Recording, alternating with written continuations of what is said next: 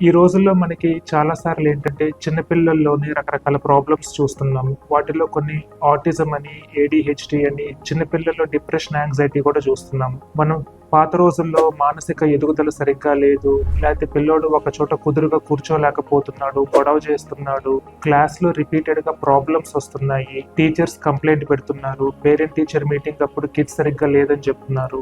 ఇయన్నీ ఉంటాయి. వీటన్నిటికీ ప్రాబ్లం ఏంటి అనేది జాగ్రత్తగా చూసి పిల్లోడితో మాట్లాడి ఆ ప్రాబ్లం ఏంటంటే ఐడెంటిఫై చేసి ట్రీట్ చేయడం అనేది ఇంపార్టెంట్. మీ పిల్లవాడు కనుక ఇట్లా మానసిక ఎదుగుదల సమస్యలు కానివ్వండి, లేకపోతే బిహేవియరల్ పరంగా కానివ్వండి, దిగులుగా ఎవరితో కలవట్లేదు, ఆడుకోవట్లేదు, ఇలాంటి ప్రాబ్లం ఉన్నా కూడా మీరు మా క్లినిక్ కనుక తీసుకొచ్చారంటే మీతో మీ కిడ్ తో ఇద్దరితో మాట్లాడి ప్రాబ్లం ఏంటి ఐడెంటిఫై చేసి దానికి కావాల్సిన కౌన్సిలింగ్ కానివ్వండి, అలాగే మెడికేషన్ ట్రీట్మెంట్ కానివ్వండి మనం ఎర్లీ ఏజ్ లోనే స్టార్ట్ చేసామంటే రిజల్ట్స్ కూడా చాలా బాగుంటాయి. సో ఏమైనా ప్రాబ్లం ఉంటే కంపల్సరీగా వచ్చి కలవండి. ట్రీట్మెంట్ కానీ ట్రీట్మెంట్ ప్లాన్ కానీ మొత్తం డిస్కస్ చేసి మొత్తం జాగ్రత్తగా చేసుకుంటూ ముందుకెళ్తాం. Thank you.